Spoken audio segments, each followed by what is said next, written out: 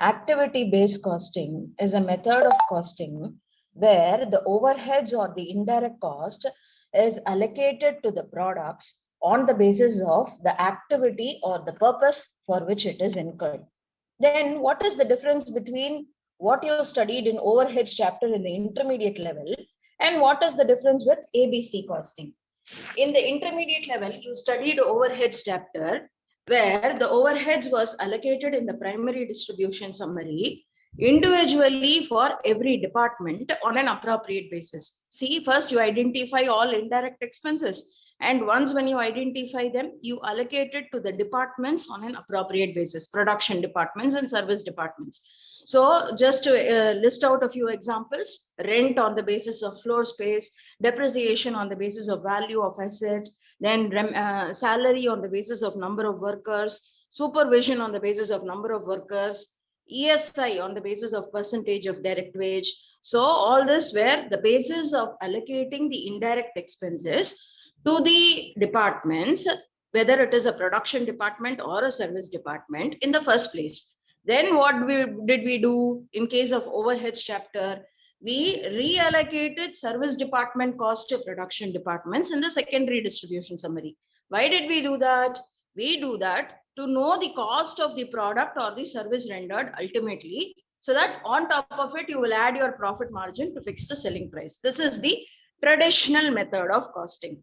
In this traditional method of costing, what did we have? We arrived at the total overheads of the production department, and for that you will divide it by, you will absorb it. You will divide it in the sense you will absorb it on the basis of 5 different absorption methods. What are the 5 different absorption methods? On the basis of material cost, on the basis of labor cost, on the basis of labor hours, on the basis of machine hours, or on the basis of prime cost. These are the 5 different ways of absorbing overheads over the products. Here, in case of activity-based costing, the contrast is, instead of allocating the overhead cost to the departments, the overhead costs are allocated to the products. Overhead costs are allocated directly to the products based on its activity. So for the, if the purpose for why we are going to spend a certain expenditure is known, if the purpose is known for spending an expenditure, such expenditure can be directly allocated to the product in the ratio in which the purpose is incurred.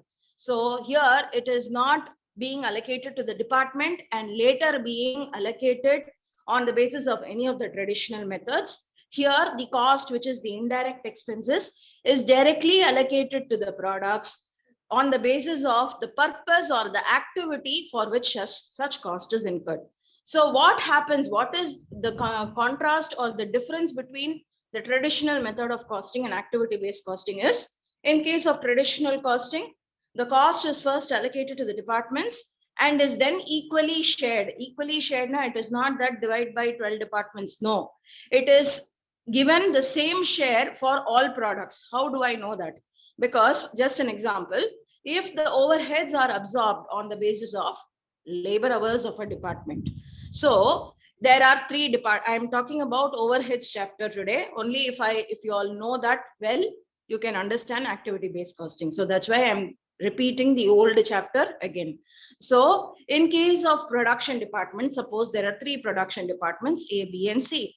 In production department A, if the total overheads is 30,000, and in production department A, 3,000 labor hours, which means the overhead absorption rate will be rupees 10 per hour. That 10 per hour will be common for all products produced in department A. Yes or no?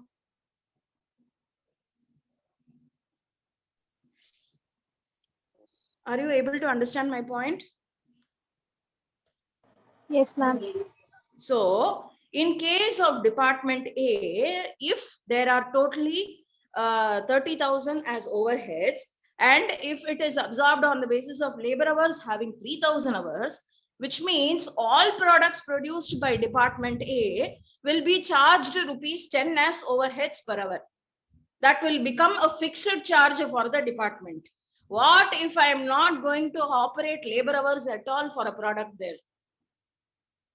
but still it will go in as a fixed charge. Hence, instead of giving it an uniform charge, what an uniform charge?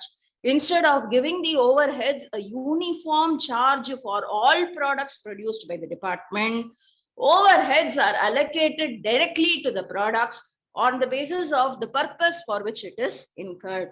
So if I have to give you an example, practical example solren. Colgate toothpaste, right? Colgate toothpaste there are different variants, correct? One with salt, one with charcoal, and the madri there are many variants, correct? Yes, ma'am.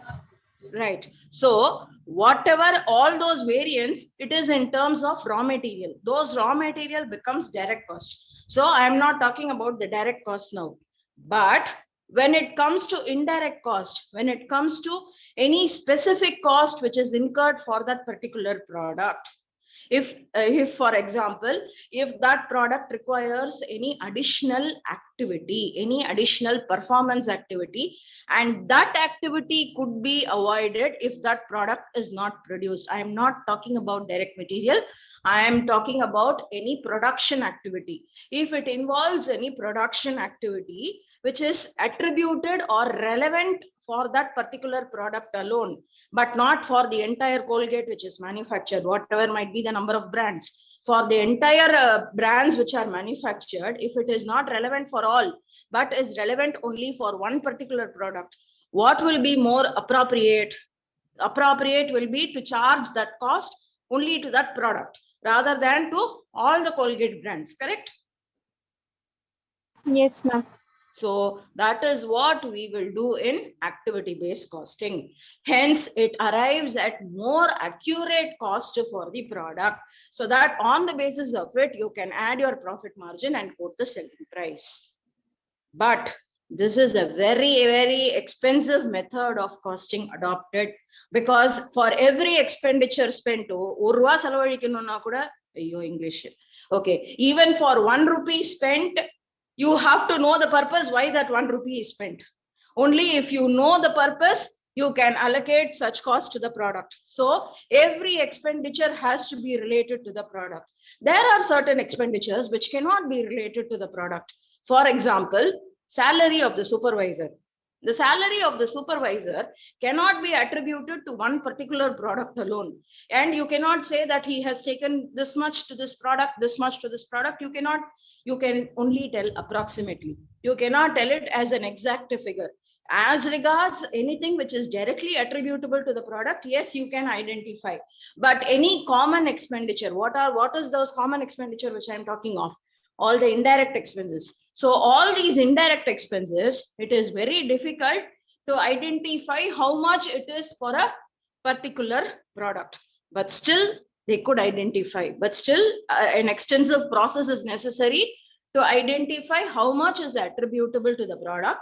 And based on that, the product cost is arrived, and then add a profit margin to fix the selling price for the product. So this method of activity-based costing is a very expensive method, because a lot of efforts is necessary to identify every indirect expense as to know the purpose of it, and to know to which product it is to be allocated. Why is the purpose known? The purpose is known because it is related to a particular product only. So if it is an unnecessary expense or an avoidable expense for that particular product, you can eliminate such expense. So when it gets related to a particular product rather than to a department as a whole, when it is related to a particular product, it is easy for us to say, yes, it is required. No, it is not required. If it is for a department as a whole, it is difficult to say whether it is yes or no. You have to look into all products produced by the department. But if the cost is incurred with relevance only to a particular product, ஒரே ஒரு ப்ராடக்ட்டுக்கு மட்டுமா இருந்தா, you can easily identify whether that cost is necessary or unnecessary. Hence, it helps to avoid unnecessary cost, but it arrives at accurate cost for the product. Is the concept understood? Yes, ma'am. On a comparison with traditional costing system, the cost is allocated to the departments and later shared among the products. Here, the cost is directly charged to the products. Is it understood?